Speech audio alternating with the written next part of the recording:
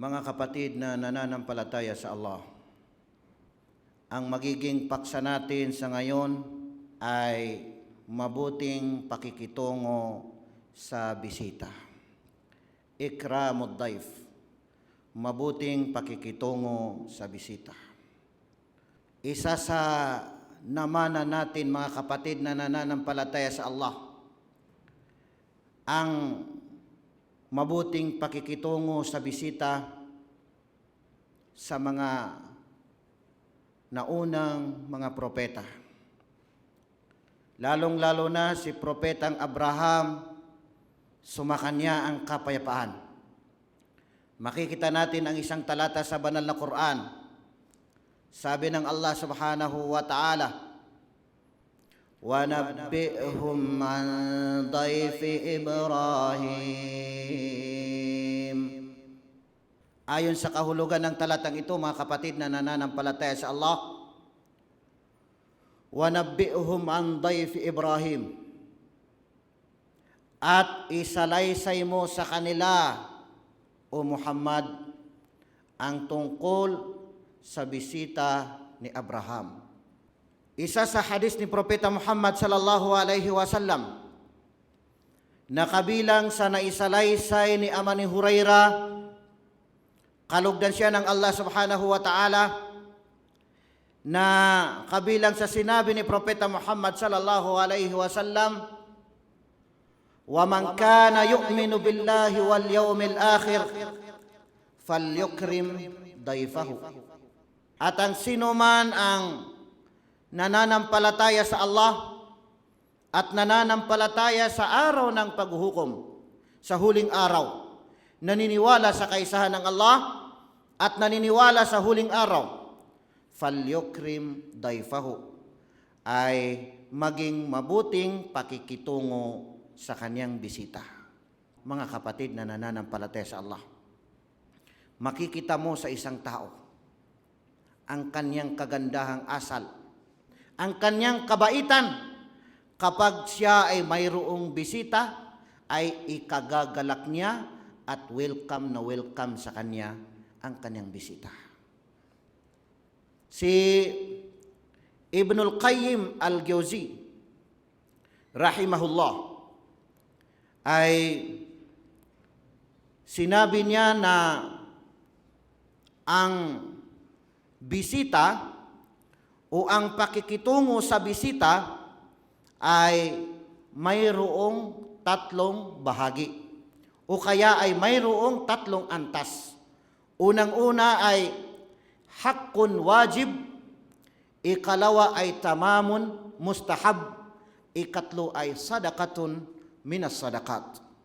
Ibig sabihin nito ay unang bahagi ng pakikitungo sa bisita ay unang-una ay haqqun wajib, karapatan na obligado, karapatan ng taong bumibisita o karapatan ng taong bisita sa binisita.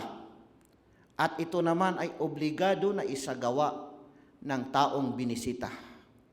Haqqun wajib. Ikalawa ay tamamun mustahab. Ibig sabihin ay kaganapan na kanais-nais. Kapag ito naman ay ginawa ng tao ay kaganapang kanais-nais. Ikatlo ay sadaqatun minas sadaqat. Ibig sabihin ay kawang-gawa, kabilang sa mga kawang-gawa.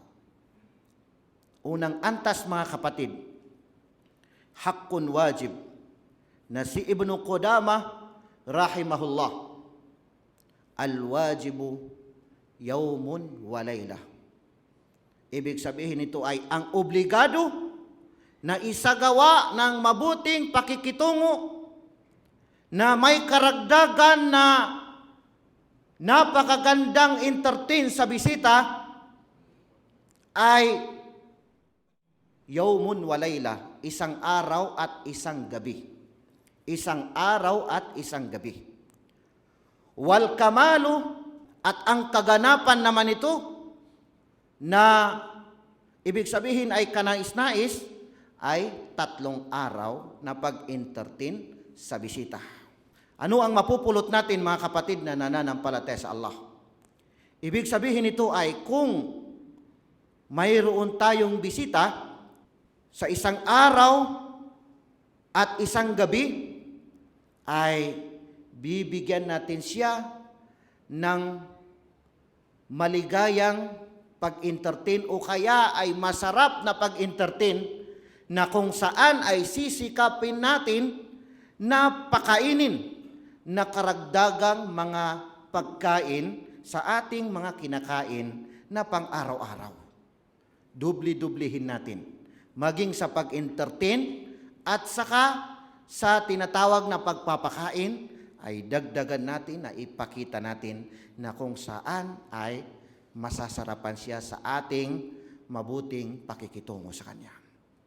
Sa ikalawang araw at ikatlong araw, kung sakali na mananatili pa ang bisita, ay pakakainin na siya na normal na kung ano ang ating ulam o ang ating kinakain, sasabay sa atin ang ating bisita na normal na. Ayon kay Shuraih al-Khuzai radiyallahu anhu, na narinig ko, sabi niya, kay Propeta Muhammad sallallahu alaihi wasallam na kanyang sinabi, "Man kana yu'minu billahi wal yawmil akhir falyukrim dayfahu jaizatahu." Qalu wa ma jaizatuhu ya Rasulullah? Qala yawmun wa laylah wad diyafatu thalathata ayyam fama kana wara'a dhalika fahuwa sadaqatun alayhi. Rawahu al-Bukhari wa Muslim. Ayon sa kahulugan ng hadith na ito, mga kapatid na nananampalataya sa Allah, na sinabi ni Propeta Muhammad sallallahu alaihi wasallam, at ang sino man ang nananampalataya sa Allah at nananampalataya sa huling araw, sa araw ng paghuhukom, falyukrim dayfahu, ay maging mabuti ang pakikitungo sa kanyang bisita, jaizatahu, bilang pagkaloob sa kanya. Qalu wa ma jaizatuhu ya Rasulullah? Sinabi nila, ano ang pagkaloob sa kanya? Qala yawmun wa layla. Sinabi ni Propeta Muhammad sallallahu alaihi wasallam, yawmun wa layla, isang araw at isang gabi. Isang araw at isang gabi, pakakainin ng maraming pagkain, masasarap. Wad diyafatu thalathat ayyam, at ang pag-entertain sa bisita ay 3 araw. 3 araw. Fama kana wara'a dhalika fahuwa sadaqatun alayhi. At kapag humigit ng 3 araw ang bisita, ay fahuwa sadaqatun alayhi. Ibig sabihin ay kawang gawa na. Kawang gawa na.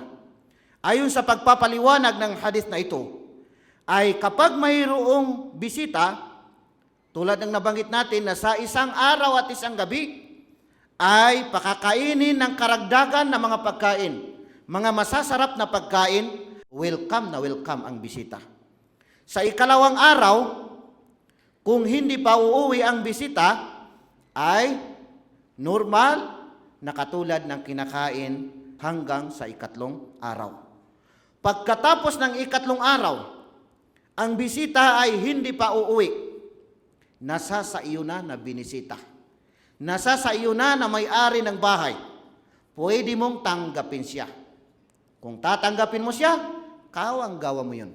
Kaya minsan ay mapapansin natin, sa ating pagbibisita ay wala ng sistema. Napasarap ang kwentuhan. Subalit sa bisita naman, mga kapatid, kailangan din sa kanya na mayroon siyang pag-unawa. Mayroong pag-unawa, hindi ibig sabihin na tatapusin niya ang 3 araw na yun. Dahil titingnan niya ang sitwasyon. Kung wala rin namang importante, kahit na hindi pa umabot ng 1 gabi. Dahil depende naman yun sa sitwasyon na kailangan na mayroong pag-unawa ang sinumang tao. Tingnan ninyo, mga kapatid na nananampalataya sa Allah. Isa sa kasaysayan nung unang panahon na taong mapagkaloob at napakabuti ang kanyang entertain, ang kanyang pakikitungo sa bisita. Na isang araw ay ang taong ito ay inanyayahan niya ang kanyang mga kaibigan na bumisita sa kanya para ipakita niya ang kanyang mga halaman. At nang dumating ang kanyang mga bisita, ibig sabihin nito mga kapatid ay pinaghandaan niya ng maraming pagkain ang kanyang bisita. Pinaghandaan niya ng maraming pagkain ang kanyang bisita. Subalit mga kapatid na nananampalataya sa Allah, ang taong ito, ang lalaking ito ay mayroon siyang anak na bata. Na ang batang ito ay napakagandang bata at halos siya na yung nag-entertain sa kanilang mga bisita. Ang batang ito pumunta sa mga bisita na siya na ang nagsiservisyo, nag-entertain sa mga bisita. Kaaya-aya ang batang ito mga kapatid na nananampalataya sa Allah. Subalit, nang dumating ang paglulubog ng araw, ang batang ito ay pumunta doon sa bubong ng bahay nila hanggang sa nahulog siya sa baba. At sa oras din na yun ay namatay ang bata. Ano ang ginawa ng kanyang tatay? Kinausap ng kanyang tatay ang kanyang asawa na babae. O aking asawa, ipinagbibiling ko sa iyo na kailanman ay huwag na huwag kang magpakita ng lungkot at huwag na huwag kang sumigaw, huwag na huwag kang umiyak, huwag na huwag mong ipahalata na namatay ang ating anak sa mga bisita, dahil kapag ito ay iyong ginawa, hihiwalayan na kita ng 3 bisis. Sumapit ang gabi, ang dilim. Nagtataka ang mga bisita dahil hindi na nila nakikita ang bata. Kinausap nila ang lalaki, sabi nila, nasaan na ang iyong anak? Napakabuting anak. Sabi ng kanyang tatay, siya ay natutulog, nandoon lang sa loob natutulog. Mga kapatid na nananampalataya sa Allah. Mabuting pakikitungo sa bisita na kahit na dumating na sa punto na namatay ang kanyang anak, wala pa rin pagbabago, isinasagawa niya ang tinatawag na karapatan ng mga bisita. Mga kapatid na nananampalataya sa Allah. Nang umaga na mga kapatid, magpapaalam na ang mga tao na uuwi na sila. Ay sinabi ng lalaki, may-ari ng bahay, sinabi niya sa mga tao na baka pwede sa inyo, kung okay lang sa inyo, ay baka pagdasalan muna natin ang aking anak. Nagtataka ang mga lalaki, mga kapatid. Nagtataka ang mga tao. Sabi nila, anong nangyari sa iyong anak? Sabi niya, namatay siya kahapon. Namatay siya kahapon. Agad-agad silang nagtanong, bakit hindi mo sinabi sa amin nung tinanong ka namin kagabi? Mga kapatid na nananampalataya sa Allah, pagtitiis, mabuting pakikitungo sa bisita, mga kapatid na nananampalataya sa Allah, hanggang sa pinagdasalan nila ang bata, mga kapatid, at hinatid na nila at nilibing nila lahat ng mga bisita na paiyak, mga kapatid na nananampalataya sa Allah, na paiyak. Ano ang sinabi ni Propeta Muhammad sallallahu alaihi wasallam? Lailatul Dayfi haqqun ala kulli muslim. Rawahul Bukhari. Lailatul Dayfi haqqun ala kulli muslim. Ibig sabihin nito, mga kapatid na nananampalataya sa Allah, isang gabi ng bisita, kung ang bisita ay matutulog sa iyong pamamahay, isang gabi ng bisita, haqqun ala kulli muslim. Karapatan sa bawat Muslim, mga kapatid na nananampalataya sa Allah. Aqulu qawli hadha wastaghfirullah li wa lakum.